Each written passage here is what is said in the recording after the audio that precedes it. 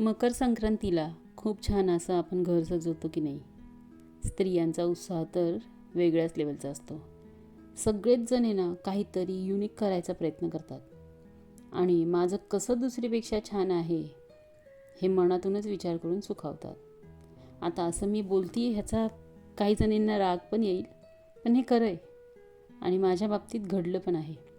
मला ओळखीतलीच एक जण म्हणाली, तुझ्यापेक्षा छान डेकोरेशन केले हा मी. आता ह्या वाक्याला आपण काय प्रतिसाद द्यावा हेच मला कळेना.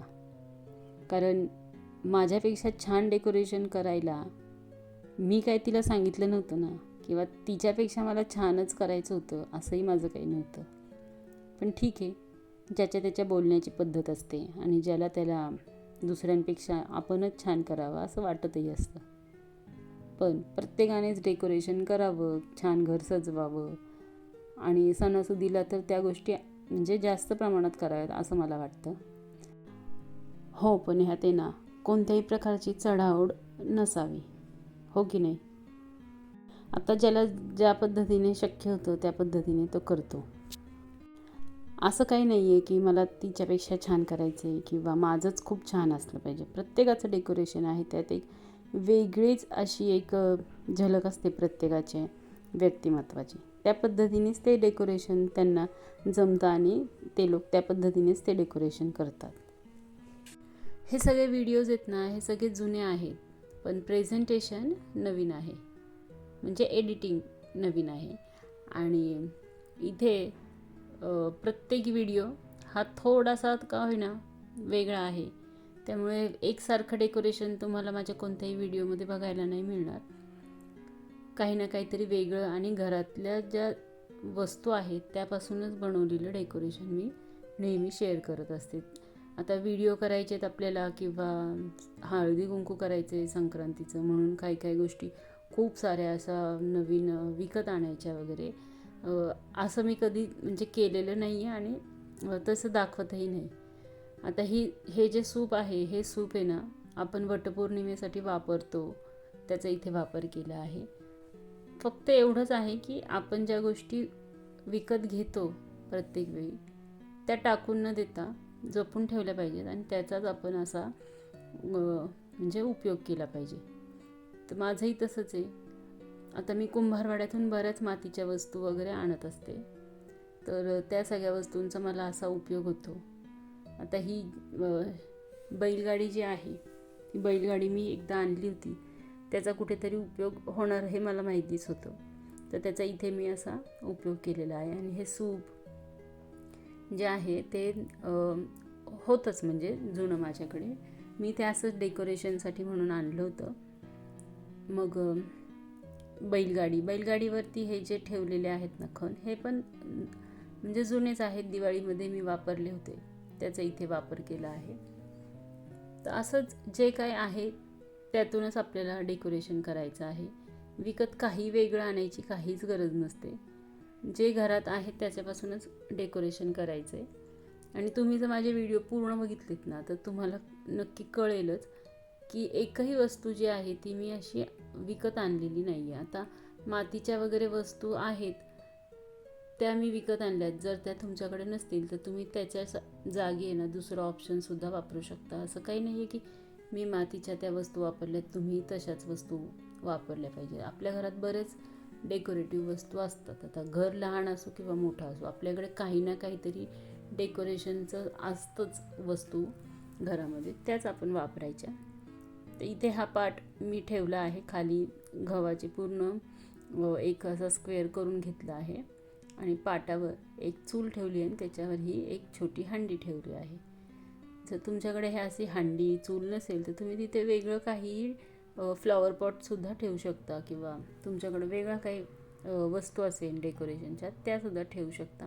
आणि जर काहीच नसेल तर एक तांब्याचा असू, पितळेचा असू किंवा स्टीलचा असू, त्यात पाणी भरून त्यात नुसती फुलं जरी ठेवली ना तरी ते दिसायला छानच दिसेल. मग बाजूने असे हरभरे वगैरे स्प्रेड करून घेतलेले आहेत. आणि आपल्याला भाज्यांचंच डेकोरेशन करायचं आहे म्हणून एक गाजर इथे असं गोल कट करून घेतलं आहे आणि ते बाजूने असं लावलं आहे. हा पावटा आहे, तो पावट्याचं असं एक छान असं फूल टाईप केलेलं आहे आणि मध्ये त्याच्या एक बांगडी ठेवलेली आहे आणि बाजूने फुलं सुद्धा ही एवढीच फुलं वापरलेली आहेत.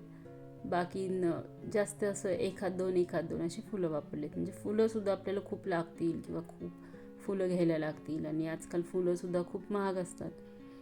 मग खूप लागतील असं नाही, थोडी जी फुलं आपण आणतो थोडीच त्याच्यातसुद्धा आपल्याला डेकोरेशन इथे करता येईल.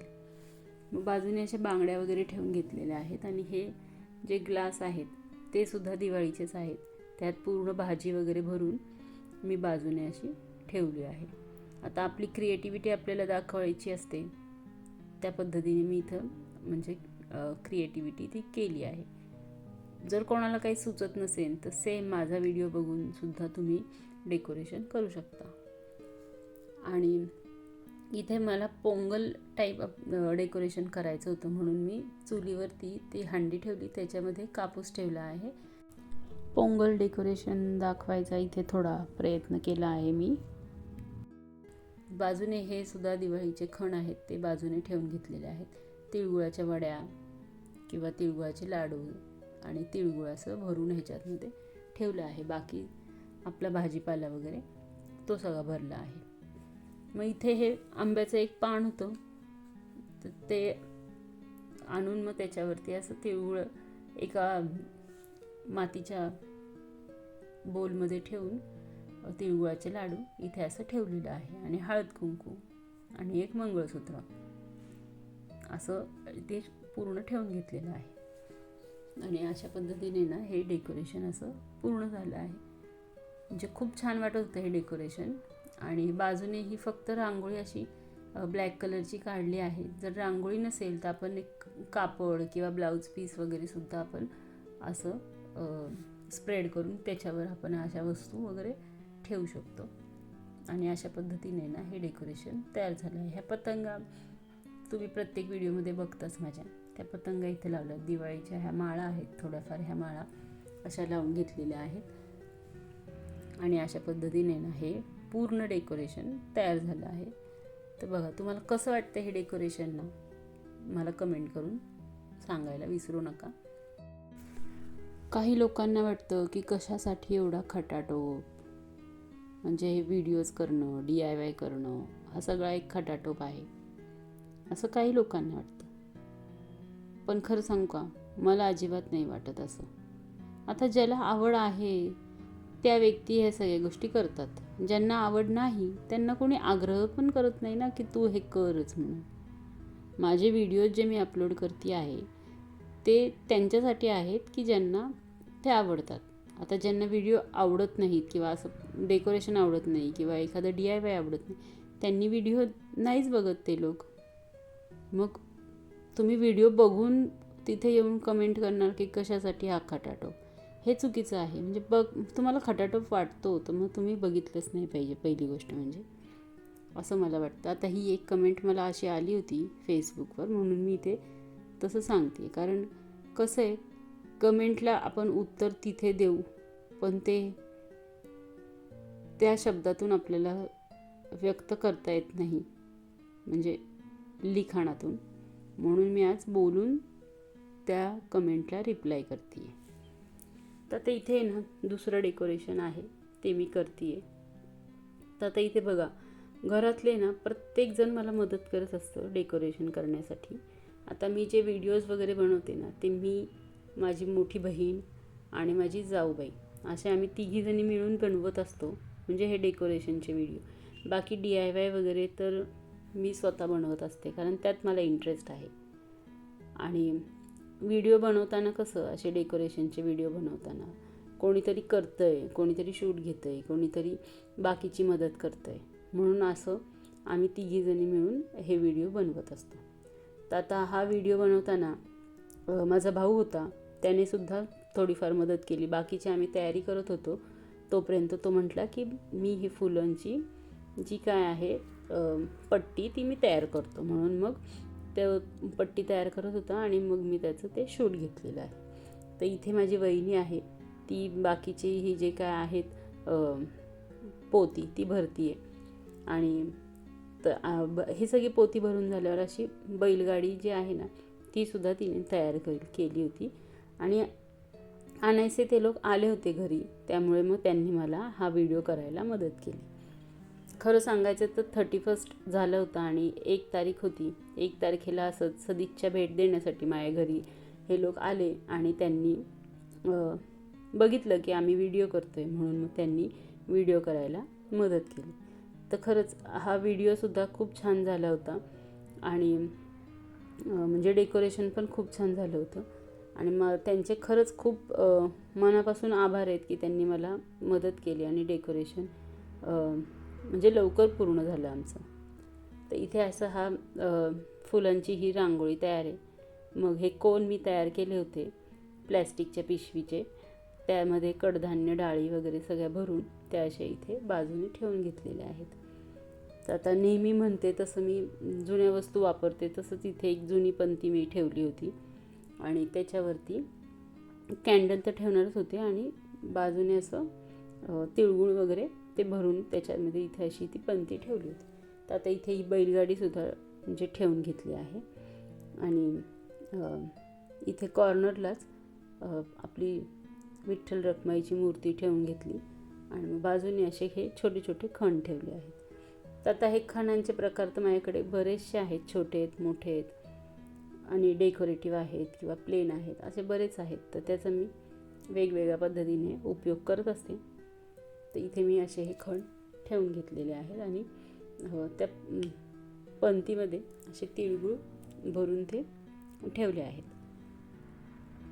तर आता डेकोरेशन दिसताना तर दिसतं ते एकदम 10-15 मिनटाचं, पण त्याच्यामागे खरंच खूप मेहनत असते आणि मग एकाचीच नाही बऱ्याच जणांची मेहनत असते असे डेकोरेशनचे व्हिडिओ वगैरे बनवताना. तर इथे ह्या पूर्ण पंत्या अशा ठेवून घेतलेल्या आहेत आणि छान वाटत होत्या, कलरफुल. आणि दिवाळीत आपण तर त्याचा वापर करतोच, पण दिवाळीमध्ये त्याची एक जी हे असते ना प्रेझेंटेशन, ते वेगळं असतं आणि आता संक्रांतीला ते वेगळं आहे. तर इथे त्या पूर्ण बोलमध्ये आहेत ना तिळगुळ असे सगळे भरून घेतलेले आहेत आणि थोडंच डेकोरेशन केलं तरीसुद्धा इतकं छान वाटत होतं ते. बघा, हे एवढंच डेकोरेशन खरंच खूप छान वाटत होतं. त्यात कलरफुल हे जे काही दिवे किंवा पंत्या वगैरे ज्या ठेवल्यात आणि ह्या पतंगा, त्याने ते खरंच खूप छान असं डेकोरेशन हे तयार झालेलं आहे. तर असं इथे हे डेकोरेशन अगदी म्हणजे कमी वेळात आणि कमी वस्तूंमध्ये असं तयार झालं आहे. आता जो काय वेळ जातो तो आधी तयारी करण्यातच जातो आणि किंवा DIY वगैरे काही करायचे असतील तर त्याच्यात जातो. आता मला हे कोन करायला फक्त वेळ गेला, बाकी असं तर कोणत्या गोष्टींसाठी जास्त असा वेळ गेला नाही. आणि पोती जी आहे ती गोंडपाटाची पोती जी केली होती ती मी आधीच करून ठेवली होती, त्याचा इथे वापर झालेला आहे. तर अशा पद्धतीने ना हे डेकोरेशनसुद्धा तयार झालं. आणि तुम्हाला जर हा व्हिडिओ आवडला असेल ना तर लाईक, शेअर, सबस्क्राईब करायला प्लीज प्लीज प्लीज विसरू नका.